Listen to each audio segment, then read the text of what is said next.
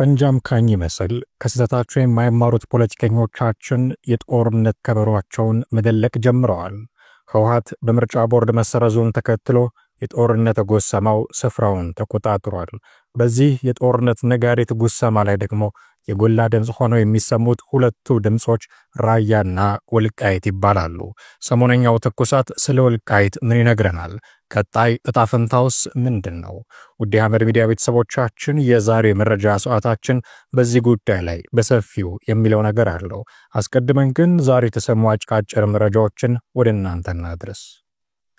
በወላይታ ዞን ሶዶ ከተማ ዛሬ ጠዋት 2 ሰዓት አካባቢ በደረሰ የትራፊክ አደጋ አሽከርካሪውን ጨምሮ የአራት ሰዎች ህይወት ወዲያውኑ ማለፉን የወላይታ ሶዶ ከተማ ፖሊስ አዛዥ ምክትል ኮማንደር ሀብታሙ አሰፋ ተናገሩ።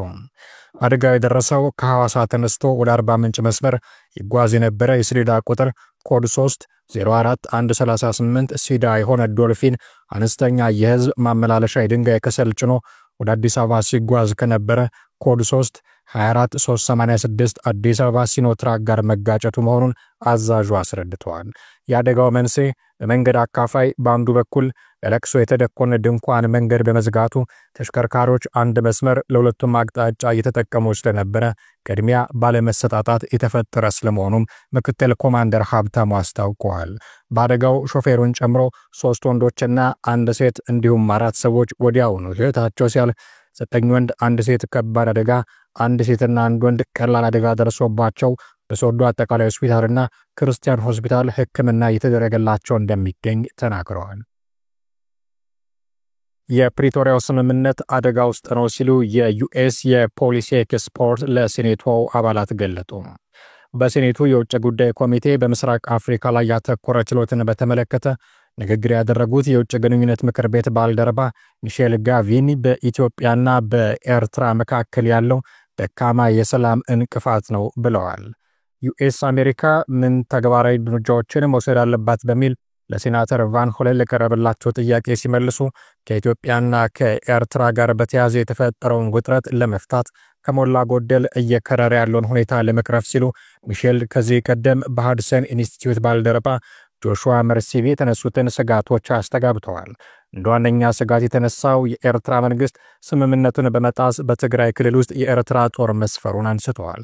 በትግራይ ክልል ለ2 ዓመታት የቆየውን አስከፊ ጦርነት ያበቃው የፕሪቶሪያው ስምምነት ሙሉ በሙሉ ተግባራዊ እንዲሆን ዓለም አቀፉ ማህበረሰብ ጫና ማድረግ እንደሚያስፈልገውም ሁለቱ ባለሙያዎች ገልጸዋል። ሚሼል ይህ የፕሪቶሪያው ስምምነት ሁለቱም ተፋላሚ ኃይሎች የተስማሙበት ቢሆንም ነገር ግን ሙሉ በሙሉ ተግባራዊ አልሆነም ብለዋል። አሁን ላይ ስምምነቱ አዲስ አደጋ ገጥሞታል ያሉት ሚሼል የአፍሪካ ህብረት አባል ሀገራት ተሳትፎ እንዲጨምርም ጠይቀዋል። በነጌታቸው ረዳ የሚመራው የህወሓት ቡድን የሚያቋቁመው አዲስ ፓርቲ በቀጣይ ሳምንት ይፋ እንደሚደረግ ተገለጸ። በነጌታቸው ረዳ የሚመራው የህወሓት ቡድን የሚያቋቁመው አዲሱን ፓርቲ ለማቋቋም ካለፉት 2 ሳምንታት ጀምሮ እንቅስቃሴዎች የተደረጉ ሲሆን በቀጣይ ሳምንት ጊዜያዊ እውቅና እንደሚሰጠውም ተገልጿል። ፓርቲውን ለማቋቋም ህገ ደንብና ፕሮግራም ተቀርጾ ያለቀለት መሆኑን አቶ ጣዕመ አርዶም ተናግረዋል። አቶ ጣዕመ ከዚህ በፊት የህወሓት አባል ሆነው ያገለገሉ ሲሆን በአቶ ጌታቸው ረዳ የሚመራው ህወሓት ቡድን አባል መሆናቸውንና አዲስ ለሚቋቋሙ ፓርቲ ጭምር አባል መሆናቸውንም ተናግረዋል።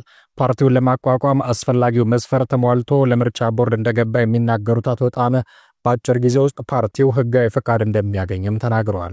በተጨማሪም ፓርቲው ጊዜያዊ እውቅና እንደጠየቀ የገለጹ ሲሆን ይህም አዲስ የሚቋቋመው ፓርቲ በ3 ወራት ጊዜ ውስጥ ጠቅላላ ጉባኤ አድርጎ ሙሉ እውቅና እንዲያገኝ ያስችለዋልም ብለዋል። ከፓርቲው አዲስ ስያሜ ጋር በተገናኘ እየተገለጸ ያለው የትግራይ ሊበራል ዲሞክራሲያዊ ፓርቲ የሚለው ስያሜ ትክክል ነው ወይ በሚል ለቀረበላቸው ጥያቄ አቶ ጣዕመ በሰጡት ምላሽም ፓርቲው ሊበራል ዲሞክራሲ መሆኑን ለመግለጽ ነገር ግን ከስያሜው ጋር በተገናኘ የሚነሳው ሐሳብ ትክክል አለመሆኑና ውሳኔ ላይ አለመድረሳቸውን ተናግረዋል። ከስያሜው ጋር በተያያዘ በርካታ ሐሳቦች ሲነሱ መቆየታቸውን የገለጹም ሲሆን ፓርቲው ሊበራል ዲሞክራሲ ሆኖ አጠቃላይ ሊበራል ፓርቲ ቢሆንም የትግራይ ማህበራዊ እሴትን የተከተለ ለማድረግም ተሰርቷልም ብለዋል። ህወሓት ለሁለት ተከፍሎ በርካታ ውዝግብ ከተፈጠረበት ወዲህ በተለይም በአቶ ጌታቸው ረዳ የሚመራው የህወሓት ቡድን አዲስ ፓርቲ ሊያቋቁም መሆኑ ሲገለጽ ቆይቷል። ለመሆኑ የፕሪቶሪያውን የሰላም ስምምነት የፈረሙት የድርጅቱ አባልና ከፍተኛ አመራር ከህወሓት ወጥተው አዲስ ፓርቲ የሚያቋቁሙ ከሆነ ይህ ስምምነት ባለቤትነቱ የማን ይሆን ሲሉም ተጠይቀዋል። አቶ ጣመ ይህንን ሲመልሱም የስምምነቱ ዋና ባለቤት ጊዜያዊ አስተዳደሩ ነው ብለዋል። አዲስ የሚቋቋመው የፖለቲካ ፓርቲ የህወሓት መሰረዝን ተከትሎ በክልሉ ተጽዕኖ ፈጣሪ ፓርቲ ይሆናል ተብሎ የሚጠበቅ ሲሆን ይህ ፓርቲ ለቀጣይ ምርጫም ክልሉን ወክሎ ይወዳደራል ተብሎ ይጠበቃል። አቶ ጌታቸው ረዳ ያወጡት መረጃ መንግስት በትግራይ ክልል የተፈጸመውን የወንጀል ድርጊት ጣልቃ ገብቶ እንዲከታተል የሚያስገድድ ነው ተባለም። አቶ ጌታቸው ረዳ ያወጡት መረጃ መንግስት በትግራይ ክልል ያለውን የወንጀል ድርጊት ጣልቃ ገብቶ እንዲከታተል የሚያስገድድ ነው ሲሉ ሐሳባቸውን የሰጡ የህግ ባለሙያዎች ናቸው። የህግ ባለሙያው አቶ መታገስ ወለታው አቶ ጌታቸው ረዳ ያጋሩት መረጃ ለፌዴራል መንግስት ወሳኝ ጥቆማ መሆኑን ገልጸዋል። በክልሉ ስለተፈጸሙ የማዕድንና የባንክ ዘረፋ በግልጽ ድርጊቱን የፈጸሙትን ሰዎች ስም ሳይቀር መናገራቸው ለፍትህ አካላት ክትትልና ፍትህን የማስፈን ስራ እንደ ጠቃሚ መረጃ ታይቶ ክትትል መደረግ አለበትም ብለዋል። ከህግ አንጻር የማህበረሰብና የግለሰቦች መረጃ ጠቃሚ ተደርጎ ይወሰዳል ያሉት ባለሙያው አቶ ጌታቸው ረዳ ደግሞ በቅርበት ድርጊቱ ሲፈጸም የነበሩና የዓይን እማኝ መሆናቸውን ያመኑ ምስክር በመሆናቸው ለፌዴራል ፖሊስና በጥቅሉ ለፍትህ አካላት ቀጣይ የምርመራ ሂደት ምቹ መደላድል እንደሚፈጥርም አብራርተዋል። አቶ ጌታቸው ረዳ የተናገሯቸው መረጃዎች እውነት ከሆኑ የወንጀል ድርጊቶች መሆናቸው በህግ የተቀመጠ ነው የሚሉት አቶ መታገስ የፌዴራል መንግስቱ በየትኛውም ጊዜና ቦታ ጣልቃ ገብቶ ፍትህን የማስፈን መብት አለውም ብለዋል። ብዙዎች በሚመለከቱት መገናኛ ብዙሃን ላይ ቀርበው የሰጡት መረጃ ፌዴራል መንግስቱ ትኩረት ሰጥቶ ካልተከታተለው በመንግስት ላይ ተጠያቂነትን ያመጣል ሲሉ ሐሳባቸውን ያሰፈሩት ደግሞ ሌላኛው ጠበቃና የህግ ባለሙያ አቶ ጌቱ አስናቀው ናቸው። የአቶ ጌታቸው ረዳን መረጃና ጥቆማ ፌዴራል ፖሊስም ሆነ አቃቢ ህግ በቂ ክትትል ያደርግበታል ተብሎ ከህግ አጋይድ አንጻር ይጠበቃል ሲሉም አክለዋል።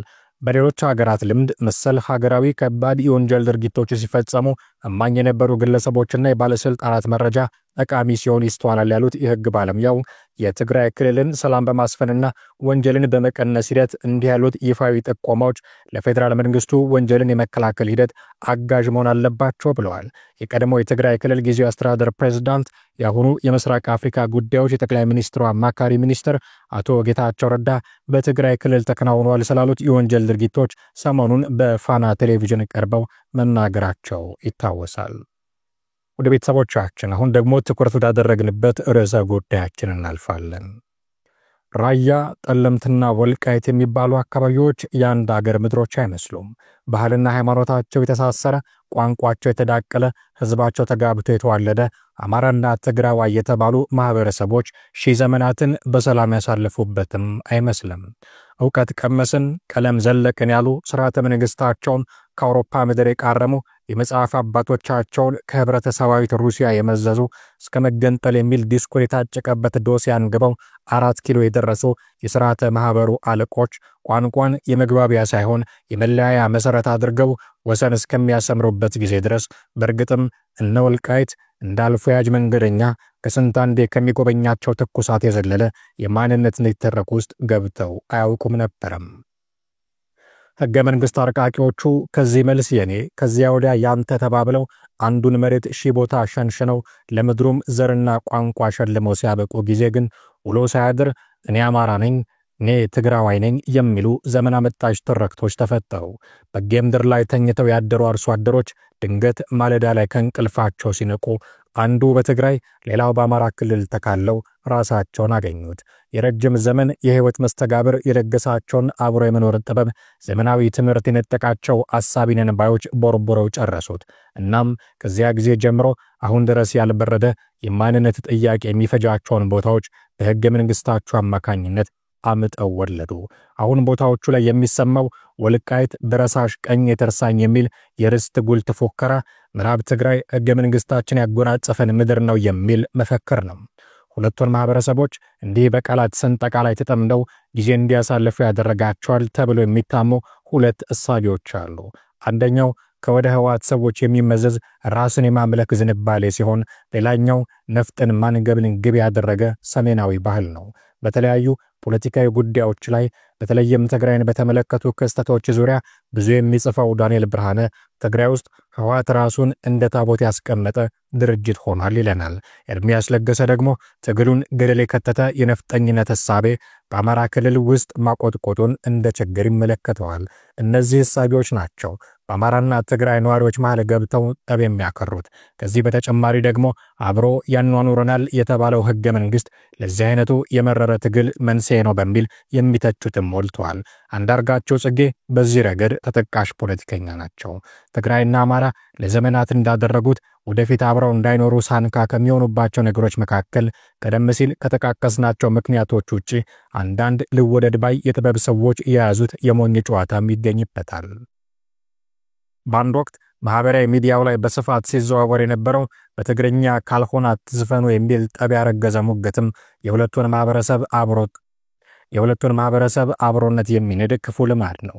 ነገሩ በአንድም በሌላ መንገድ እንዲህ ተካሮ ባለበት ሩቅም ባይሆን ከሰሜኑ ጦርነት ማግስት ጥቂት የሰላም ጊዜ ተገኝቶ እፎይ በተባለበት መሃል ከወደ ህወሓት ሰዎች ተደጋጋሚ ትንኮሳዎች ብቅ ማለት መጀመራቸው ደግሞ ሌላኛው ወቅቱ የወለደው ስጋት ነው። ከጥቂት ወራት በፊት ራያ አላማጣ አካባቢ የተፈጠረው ነገር እንደተፈራው ጦር ሳያማዝዝ ረገብ የማለት ስሜት አሳድሮ ነበር። ነገር ግን የህወሓት የጦር ሹመኞች ሰኔ 30 ላይ ጠብቁን ብለው ራሳቸውን ለወልቃይት እያዘጋጁ መሆናቸውም ይነገር ነበር።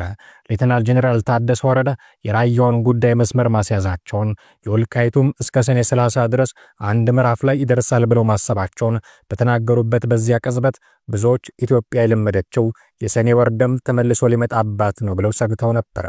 ያ ብዙ ተሰክቶለት የነበረው የ2016ቱ የሰኔ ወር የባተ ሰሞን ታዲያ አንዳንድ ሰዎች በማህበራዊ ሚዲያ ላይ በሚለቁት ልጥፍ ነፃ የምንወጣበት ወር ደረሰ የሚል ፎከራ የቀላቀለ ደስታ ላይ መሰነበታቸው ሲታይ የፈራሁት ነገር መጣ ደሆ ያሰኝ ነበር። ወልቃይትን ቢይዙ አንድ ቀን እንኳን ውለው ያድሩም የሚባልላቸው የህወሓት ሰዎች ምንም እንኳን ግምቱ የተጋነነ ቢመስልም ሐሳቡ ግን ጭራሹኑ በልቡናቸው የለም ማለት አይቻልም። ለዚህ ነው ረፍት ወስደው ከራርመው የተረሳ ይመስል የነበረውን አጀንዳ ቆስቁሰው ሰዎችን ማስጨነቅ የጀመሩት። ይህ ወልቃይትን ይዞ የመገንጠል አባዜ በበርካታ ሰዎች ዘንድ እንደ አዲስ መቀንቀን ጀምሯል። ሐሳቡ ህወሓትን ጠፍጥፈው በሰሩት አዛውንት ፖለቲከኞች ብቻ ሳይሆን በወጣቱ ትውልድም የተገዛ ነው የሚሉም አሉ። ታዲያ ይህ አይነት ሐሳብ ካለው ቡድን ጋር አብሮ መስራትን ምን አመጣው የሚል ጥያቄ የሚያነሱ ከወደ አሜሪካ ሆነው የሚተኩሱ ሰዎችም አሉ። ነገራቸው ፋኖ ነው፣ ጉዳያቸው ደግሞ የውስጥ ሽኩቻ። ፋኖ አንድ ድርጅት ሆኛለሁ ብሎ 13 መልክ ይዞ ከተገለጠ በኋላ የቀድሞ ውዝግቦቹ ይርቁታል ተብሎ ቢጠበቅም የነርሱ ነገር ግን ቢወቅቱትም ቦጮ ነው እንደቀጠለ ነው።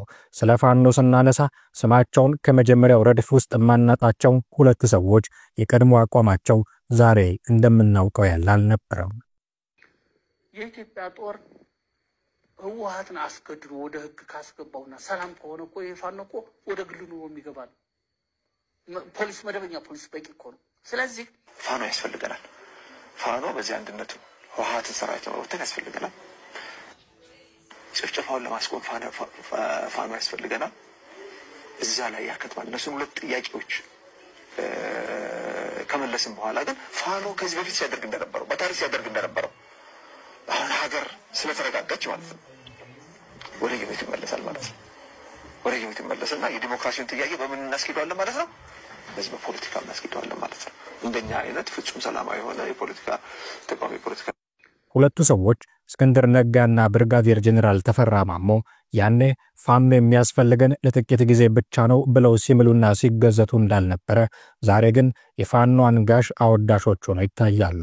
የክፉ ቀን መሸሸጊያ የኩርፊያ ዘመን ማሳለፊያ ሆኖ የተቀበላቸውን ፋኖ ታዲያ እንዴት ባለ መንገድ እየመሩት ነው የሚል ጥያቄ ከተነሳ መልሱ እንዲያውዝም የሚባል ነው። ተሻልን ተቼ ተበሰና መጣው እንዲሉ በፋኖ ጊዜያዊነት ሲማከሩ የነበሩት ሰዎች ዛሬ አለቃ ሆነውና አስቀጥለህ ቢሉት ከፊት ይልቅ የጎኑ ውጊያ ቀናቸው። ይህ የጎኑ ውጊያ ደግሞ ወልቃይትን ሰልቀጬ ራያን በእጅ አድርጌ እያለ ለሚፎክረው ህወሓት እስከ መገበር የደረሰ ሆነና ከፍተኛው የልዩነት መስመር ተደርጎ ተቀመጠ።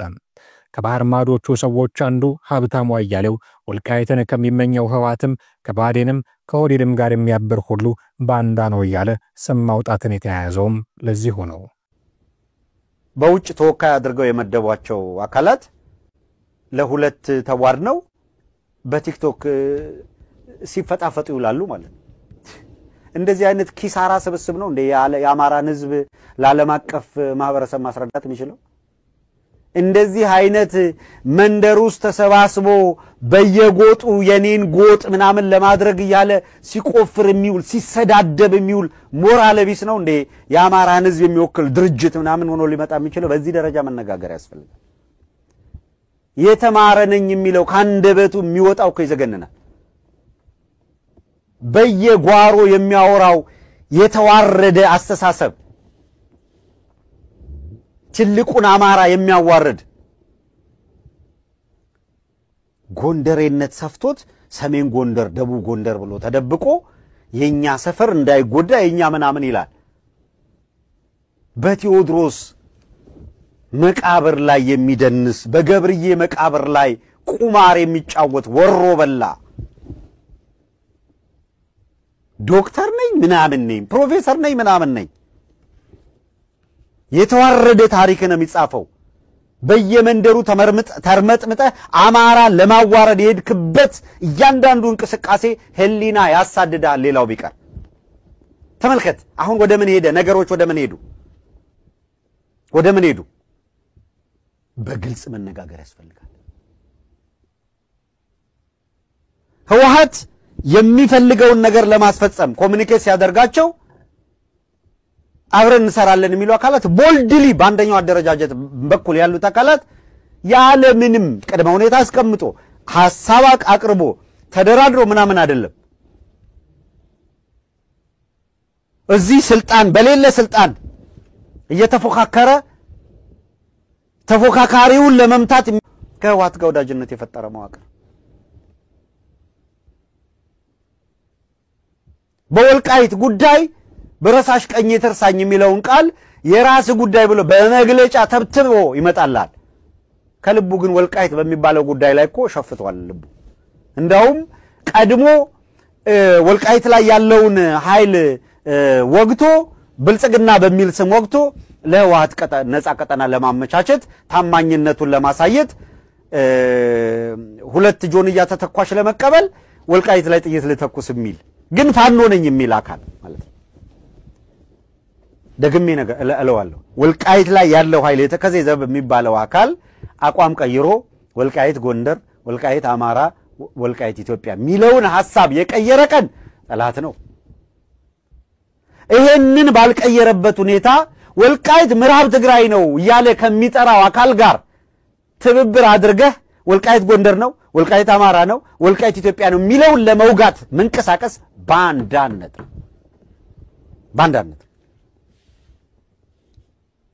ይሄ ሲነገር ግን ሌላው ደግሞ ቡድን ምን አጀንዳ ወሰደ መሰላችሁ? ግልጹን በድርጅት ስር ተሰባስበናል ካሉት መካከል ደግሞ የተወሰነው ቡድን ምን የሚል አቋም ይዞ መንቀሳቀስ ጀመረ። በስውር አጋልጦ ይሄንን ቡድን አጥሮ ድርጅቱ አጋልጦ ወይ ያጠራል ወይ ይፈርሳል።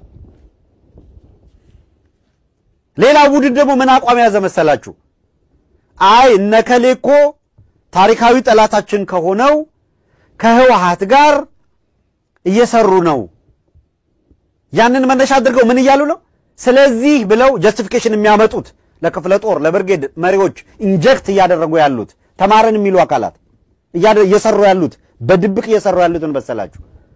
ስለዚህ ከብልጽግና ጋር መስራት እንደ ጽድቅ እንዲቆጠር እንደዛ ከህወሓት ጋር ሰርተዋል ብሎ ሲያበቃ የተማረኩ ነኝ የሚል ለአማራ ቆስቆም ያለው የሚለው አካል ከህወሓት ጋር ያለ መርህ የሚደረግ ጉድኝት ትክክል አይደለም ብሎ አቋም ይዞ ከመታገል ይልቅ እነሱ ያለ መርህ ከህወሓት ጋር ጉድኝት ስለፈጠሩ ብሎ እሷን እንደ አጀንዳ ይዞ ሲያበቃ ከባዕዴን ጋር ከኦህዴድ ጋር ያለ መርህ ጉድኝት እንዲፈጠር እየሰራ ያለው አካል ክፍለ ጦርና የሻለቃ መሪዎችን እያባበለ ቲሙ እዛው ተቀምጦ ሂዱ እያለ ከመከላከያ ጋር እያገናኘ እያስከዳ ያለው አካል በግልጽ መታወቅ አለበት።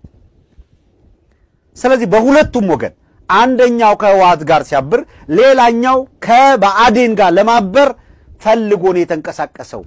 እንዲያውም እርሱ ራሱ በሚደግፈው ነጋ ጠባ እስክንድር ነጋ እያለ በሚደሰኩርለት ድርጅት ውስጥ ያሉ ሰዎችም ቢሆኑ ጀርባቸው ይጠና እያለ መመሪያ ቀረሽ መልእክትም ሲያስተላልፍ ይሰማል። በህዝባዊ ድርጅት ውስጥ መስፍን የሚባለው ልጅ ያደረገው ግንኙነት ለብቻው አይደለም። ደጋግመን ተናግረናል። መጥራት አለበት። ዝም ብለህ አድበስብሰህ ሸፍነኸው ስትሄድ ግን መጨረሻ ምንድነው የሚሆነው? አሁን እንደሚሄደው እዛ የተቀመጠው አካል የት ነው ያለው? መስፍን የት ነው ያለው? ከማጋ ነው ያለው? ታስሮ እየተጣራ ነው? ነገሩ እየተመረመረ ነው? ወይስ ካለበት ቦታ ቀይሮ ሌላ ቦታ ላይ ቁጭ ብሎ ከነከሌ ጋር ተቀምጦ ስራ እየሰራ ከነከሌ ጋር ምለው በምክንያት ነው? የቀሩ ጥቂት ነገሮች ሙሉ መረጃ ብቻ ሳይሆን ማስረጃም ስንይዝ ስለሆነ የምንናገረው ሌሎች አሉ። እንሄድበታለን በዝርዝር መጥራት አለበት። እንደዛ ይሄ ከሆነ ደግሞ የአርበኛ ከፌን አሟሟት ጭምር ነው ወደ መመርመር የምንሄደው። እንደዛ ከሆነ አሁን ባለን መረጃ ከባዕዴኑ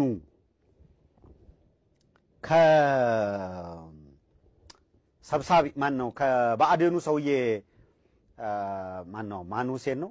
አደም ሁሴን ነው? ማን ነው? ይሄ መስፍን ከሚባለው ህዝባዊ ድርጅቱ ጋር ካለው ሰው ጋር ሲነጋገር የነበረው አብዱ ሁሴን የባዕዴን የአማራ ክልል ላይ የባዕዴን ምክትል የቀንድ አውጣ ምክትል ማለት ከአብዱ ሁሴን ጋር ሲነጋገር የነበረው መስፍን አሁን የት ነው ያለው? በዛሬው ዕለት በዚህ ወቅት የት ነው ያለው? የት ነው ያለው? ጋይንት ነው ያለው። ኮሎኔል ጋር ታስሮ ከነበረበት እንዴት ተንቀሳቀሰ? ለምን ጋይንት ሄደ? ምን እያደረገ ነው ያለው? ስለዚህ እና አብዱ ስራቸውን ቀጥለዋል ማለት ነው። አሁን ከዱ የሚባሉ ልጆች ከመክዳታቸው በፊት የት ነበር የነበሩት? ከማጋ ነበር የነበሩት? እነዚህ ከዱ የሚባሉ ሁለት ሰዎች ማን ጋር ነበር የነበሩት? ከማጋ ነው የከረሙት? ለክዳት አመቻችተው እያንዳንዱን ልከው መጨረሻ ላይ አፈራርሰው በስተመጨረሻ እነሱም ጠቅልለው ሊገቡ ነው ማለት ነው እንቅስቃሴ ያደረጉ ያሉት። የዚህ ሁሉ ውዝግብ መነሻ እንግዲህ እንዴት ከህወሓት ጋር የሚያብሩ ከመንግስት ጋር የሚሰሩ ሰዎች ፋኖ ሆኑ የሚል ነው። በእርግጥ ከመንግስት ጋር የሚሰሩ ፋኖች ስለመኖራቸው አስረጅ ለማቅረብ እጅጉን አዳጋች ሊሆን ይችላል። ከህወሓት ጋር አንዋጋም ብለው አንድ ቀን አብረን መስራታችን አይቀርምም ብለው ውግንናን የፈጠሩትን ግን አሰልፎ መቁጠር ይቻላል። የዚህ ሐሳቤ ፊት አውራሪ ደግሞ ብርጋዴር ጄኔራል ተፈራ ማሞ ናቸው። ወልቃይትንና ራያን የራሱ አድርጎ መገንጠልን ያቀነቅናል የሚል ወቀሳ ከሚቀርብበት አካል ጋር እንዴት ተሰራላችሁ የሚለው ደግሞ የእስክንድር ነጋ ትችት። ለመሆኑ ህወሓትን ከኢትዮጵያ ስለመገንጠል እንድታሰብ ያደረጋት ሁነኛ ምክንያት ምንድነው የሚለው ጥያቄ መፈተሽ ያለበት ታዲያ አሁን ነው። ያኔ ገና በረሃ ላይ ተሰብስበው የደርግ ብርቱ ጡጫ አገኘን ሳተን እያሉ በሚጨነቁበት ሰዓት ያረቀቁት እከሌንን ሰብሮ ዓለም የሚል ትርክት የሚጠቁመው መነሻቸው የመገንጠል ሳይሆን ጨቁኖናል ያሉትን ሰብረው ቀሪውን ጊዜያቸውን እንደ ሰም እያቀለጡ እንደ ብረት እየቀጠቀጡ መግዛት ነበር። 27 ዓመታቸውን ያሳለፉት የተመኙትን ምኞት በጥቂቱም ቢሆን እየተቃመሱ ነበር። ቆመንለታል ያሉትን ህዝብ ረስተው 4 ኪሎ ላይ ሲንፈላሰሱ እንደ ውሃ ድራሽ ድንገት የመጣባቸው አብዮት ጠራርጎ ኮንበር በታች ሲጥላቸው ጊዜ ነው ለክፉ ቀን ያስቀመጡትን አንቀጽ 39ን መፈክር ማድረግ የጀመሩት። ኢትዮጵያ ሰላም እንድንሆን ካላደረገችን መገንጠል ብቸኛው ምርጫችን ነው ወደ ማለትም ያደጉት። በእርግጥ ኢትዮጵያ ህገ መንግስቷ ላይ ያሰፈረችው የመገንጠል መብት ተግባራዊ ቢደረግ ተገንጣዮቹ የሚፈልጉትን የሚያገኙበት መብት ይሆናቸው ይሆን?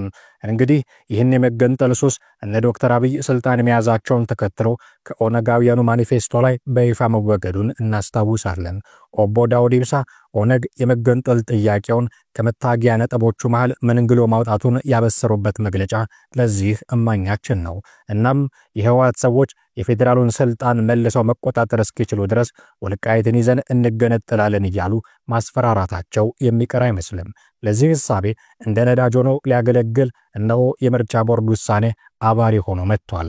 ከግንቦት 5 ቀን 2017 ዓ.ም ጀምሮ ፓርቲ አይደለህም የሚል የውሳኔ ሰይፍ የተመዘዘበት ህወሓት እሱም በተራው ሊመዘው ያዘጋጀው ሰይፍ አንቀጽ 39 ነው። ይህ እንዲሆን ግን ሁለቱን አወዛጋቢ መሬቶች በእጁ ማድረጉን ማረጋገጥ ይፈልጋልና ነገርየው ከምርጫ ቦርድ እስከ ወልቃይት ከደብረ ጽዮን እስከ ኮሎኔል ደመቀ ዘውዱ ድረስ የሚዘረጋ ወቅታዊ ሰንሰለት ነው።